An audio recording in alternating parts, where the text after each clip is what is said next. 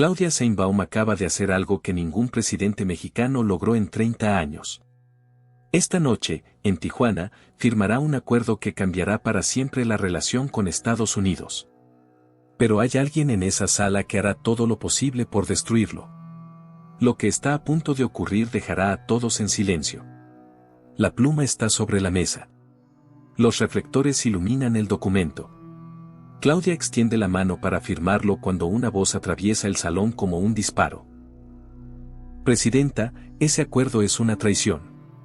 Renata Urrutia, senadora del Norte, se levanta de su asiento. 200 invitados contienen la respiración. Claudia no retira la mano. La mira directamente a los ojos. Senadora, siéntese. Esta noche no habrá teatro. Pero Renata no se sienta. Camina hacia el estrado. Los guardias de seguridad se tensan. Lo que viene a continuación nadie lo esperaba. 24 horas antes, Tijuana era un volcán a punto de estallar. El sistema de drenaje que conecta ambos lados de la frontera había colapsado.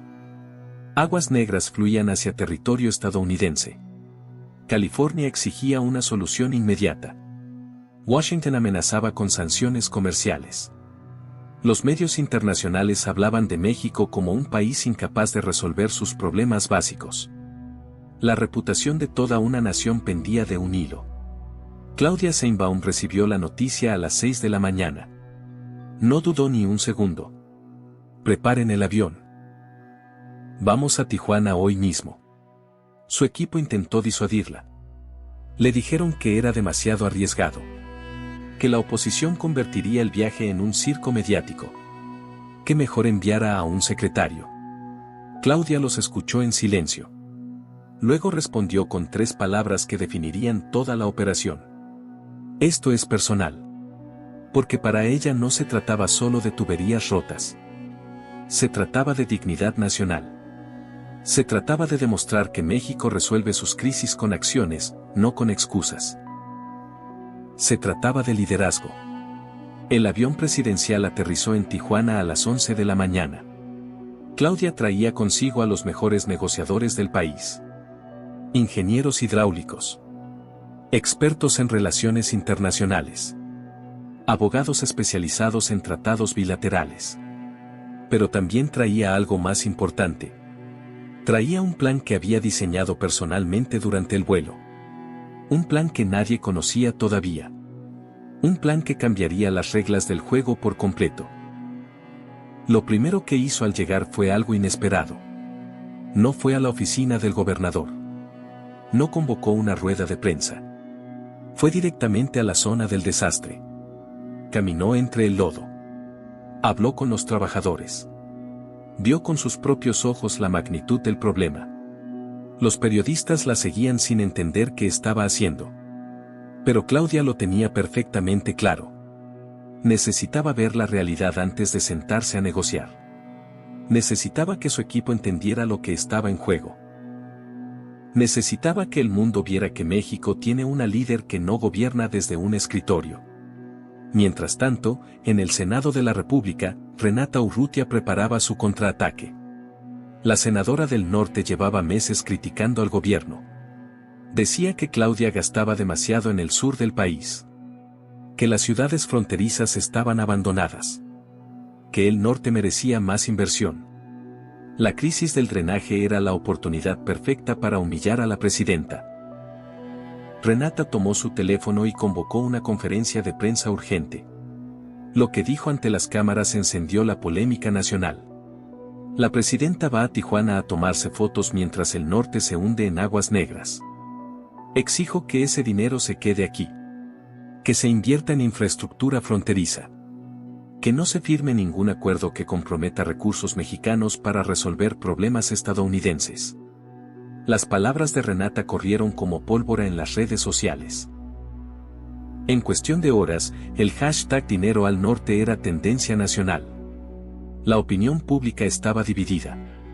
Claudia enfrentaba ahora 2 frentes de batalla. El internacional y el doméstico. Y la noche de la firma se acercaba. A las 4 de la tarde, Claudia recibió un informe que complicaba todo. El equipo negociador estadounidense había endurecido sus posiciones. Querían que México asumiera el 80% del costo de reparación. Querían supervisión estadounidense sobre las obras. Querían plazos imposibles de cumplir. Era evidente que alguien les había filtrado información sobre la división interna mexicana. Claudia cerró el informe y miró a su equipo. Que nadie entre en pánico. Esto es exactamente lo que esperaba. Su estrategia estaba a punto de revelarse. Lo que Claudia había diseñado durante el vuelo era una trampa diplomática brillante. Sabía que Estados Unidos presionaría. Sabía que la oposición atacaría. Sabía que los medios buscarían el escándalo. Por eso había preparado 3 versiones del acuerdo. La primera era la que todos esperaban. Términos favorables a Estados Unidos. México asumiendo la mayor parte de la responsabilidad. Era el acuerdo que cualquier presidente anterior habría firmado con tal de evitar el conflicto. Pero Claudia no era cualquier presidente. La segunda versión era radicalmente diferente. Establecía responsabilidades compartidas. Costos divididos equitativamente. Supervisión bilateral. Plazos realistas. Era un acuerdo justo que respetaba la soberanía mexicana. Pero Claudia sabía que Estados Unidos lo rechazaría en primera instancia. Por eso existía la tercera versión. La versión secreta. La que nadie conocía excepto ella misma. La que usaría solo si todo lo demás fallaba. Y esa versión contenía algo que cambiaría la negociación para siempre. Suscríbete ahora mismo a este canal y activa la campanilla. Deja tu comentario diciendo de qué país nos estás viendo. La historia que estás a punto de ver tiene un giro que nadie anticipó. No te lo pierdas. A las 6 de la tarde comenzó la negociación formal. La delegación estadounidense llegó con actitud arrogante. Traían un documento de 40 páginas lleno de exigencias. El jefe negociador, un hombre de cabello gris llamado Harrison Webb, puso el documento sobre la mesa con gesto despectivo. Señora Presidenta, estos son nuestros términos. Son innegociables. Claudia tomó el documento. Lo hojeó durante exactamente 30 segundos. Luego lo dejó a un lado y sonrió. Lo que dijo a continuación dejó helado a Harrison Webb. Señor Webb, agradezco que hayan preparado este documento. Pero no vamos a usarlo. El silencio en la sala fue absoluto. Harrison Webb frunció el ceño. Disculpe. Claudia sacó de su portafolio la segunda versión del acuerdo. Este es el documento que vamos a negociar. Términos justos para ambas partes. Si no les interesa, pueden volver a Washington esta misma noche. México resolverá la crisis por su cuenta y enviará la factura correspondiente. Era un farol magistral. Claudia sabía que Estados Unidos no podía permitirse un escándalo ambiental en California. Sabía que la presión mediática los obligaría a negociar. Sabía que Harrison Webb no tenía autoridad para rechazar una negociación frente a las cámaras que esperaban afuera. Harrison Webb pidió un receso de 30 minutos. Salió de la sala para llamar a Washington. Claudia aprovechó ese tiempo para hacer algo crucial. Convocó a los medios nacionales a una declaración improvisada. Frente a las cámaras, explicó exactamente lo que estaba sucediendo. México no va a firmar acuerdos desiguales. México no va a aceptar imposiciones. México tiene una propuesta justa que beneficia a ambos países. Si Estados Unidos la rechaza, el mundo sabrá quién es el obstáculo para la solución. Era una jugada de ajedrez perfecta. Claudia había puesto a Estados Unidos contra las cuerdas usando la opinión pública internacional como palanca. Pero mientras Claudia ganaba terreno en la mesa de negociación, Renata Urrutia aterrizaba en Tijuana con un plan propio. La senadora había conseguido una invitación a la ceremonia de firma. Traía consigo a 3 senadores aliados y a un equipo de medios afines. Su objetivo era claro: sabotear el acuerdo frente a las cámaras. Convertir la firma en un espectáculo de confrontación política. Humillar a Claudia en el momento de su aparente triunfo. Lo que Renata no sabía era que Claudia ya la esperaba. A las 8 de la noche, Harrison Webb regresó a la mesa de negociación. Su actitud había cambiado por completo. Washington había dado instrucciones de cerrar el acuerdo esa misma noche. No podían permitirse más días de cobertura negativa. Webb aceptó la segunda versión del acuerdo con modificaciones menores. Costos compartidos al 50%. Supervisión bilateral con participación equitativa. Plazos de 18 meses para la primera fase de reparaciones. Claudia había ganado la primera batalla. Pero la guerra todavía no terminaba. El salón de ceremonias del Centro Cultural Tijuana se llenó a las 9 de la noche. 200 invitados. Embajadores. Empresarios. Gobernadores. Medios de comunicación de 3 países. El escenario estaba perfectamente iluminado. 2 banderas nacionales enmarcaban la mesa de firma. Claudia entró con paso firme, vestida de blanco. Era una imagen diseñada para la historia. Era el momento que consolidaría su liderazgo ante el mundo. Pero en la quinta fila, Renata Urrutia esperaba su momento. La ceremonia comenzó con los protocolos habituales. Discursos de los gobernadores. Palabras del embajador estadounidense. Un video que mostraba el alcance de la crisis y la solución propuesta. Todo transcurría según lo planeado. Claudia subió al estrado para el discurso principal. Habló de cooperación. Habló de dignidad. Habló de un México que resuelve sus problemas con inteligencia y firmeza. Este acuerdo no es solo sobre tuberías y drenajes. Este acuerdo es sobre el tipo de país que queremos ser. Un país que no acepta imposiciones. Un país que negocia de igual a igual. Un país que protege su medio ambiente y su reputación. Los aplausos llenaron el salón. Claudia tomó la pluma. Se inclinó sobre el documento. Y entonces ocurrió. Renata Urrutia se puso de pie. Su voz cortó el silencio como un cuchillo. Presidenta, ese acuerdo es una traición. El murmullo recorrió la sala. Las cámaras giraron hacia la senadora. Claudia levantó la vista sin soltar la pluma. El momento que definiría la noche había llegado. Lo que siguió fue un duelo verbal que quedaría grabado en la memoria política del país. Renata caminó hacia el estrado mientras hablaba.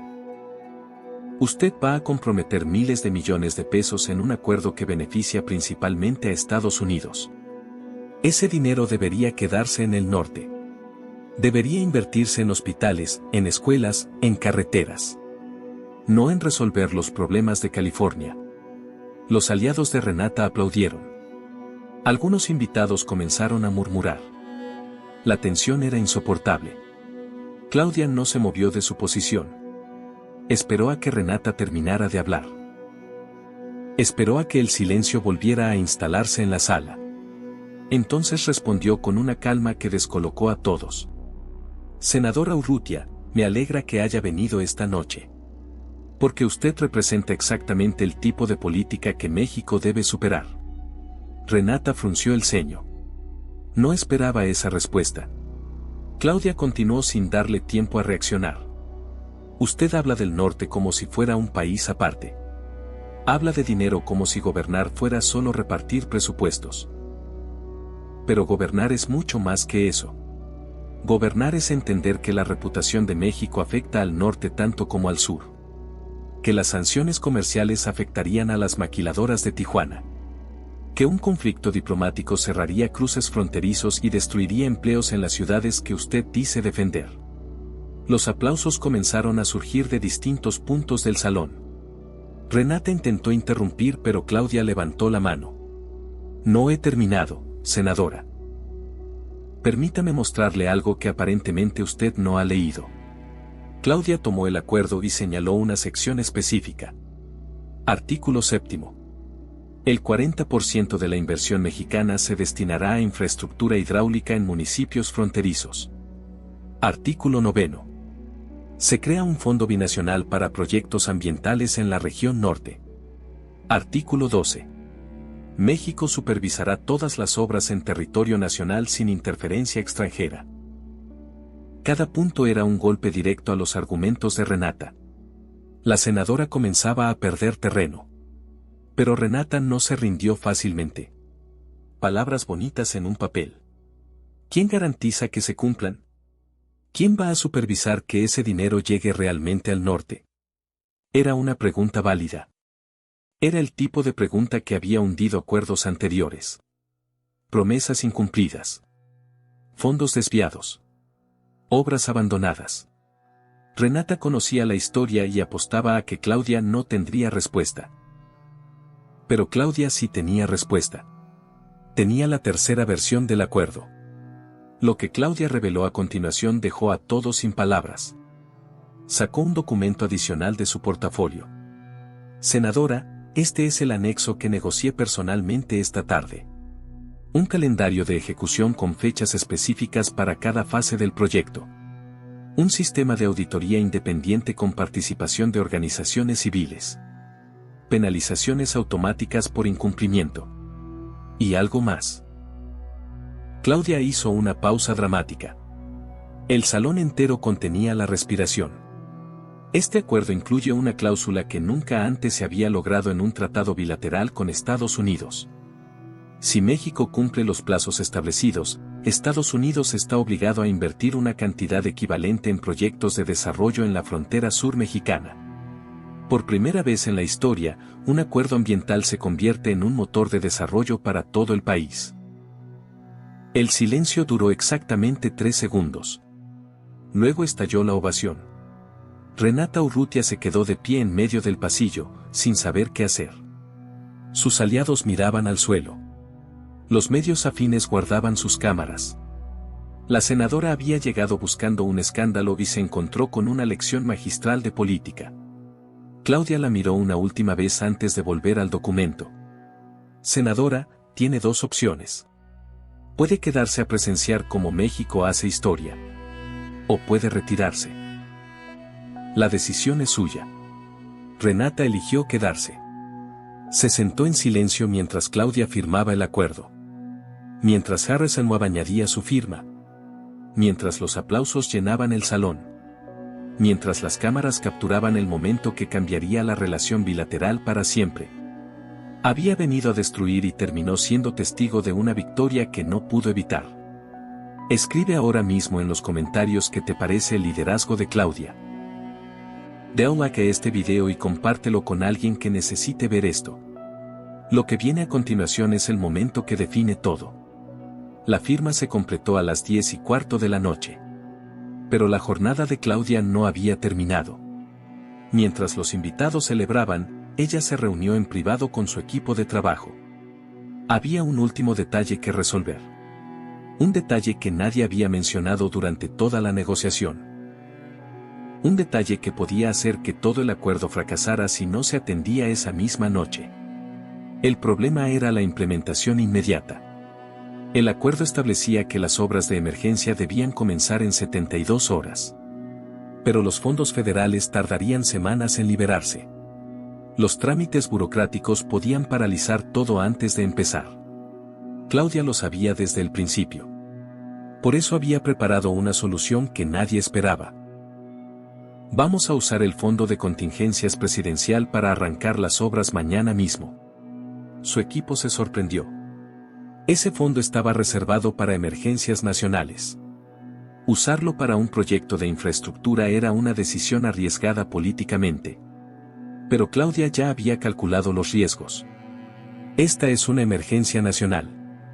La reputación de México está en juego. Cada día que pase sin acción es un día que perdemos credibilidad. No vamos a esperar a que la burocracia nos alcance. A las 6 de la mañana del día siguiente, las primeras máquinas comenzaron a trabajar en la zona del desastre. Claudia estaba ahí para supervisar el inicio de las obras. Los medios capturaron imágenes de la presidenta con casco y chaleco amarillo, dando instrucciones a los ingenieros. Era una imagen que recorrió el mundo. Era la prueba de que el acuerdo no era solo palabras en un papel. En Washington, la reacción fue inmediata. El presidente estadounidense emitió un comunicado elogiando la eficiencia mexicana. Los medios internacionales hablaban de un nuevo modelo de cooperación bilateral. Los mercados respondieron positivamente. El peso se fortaleció frente al dólar por primera vez en semanas. Todo gracias a una decisión tomada en menos de 24 horas. Pero el impacto más importante fue el doméstico.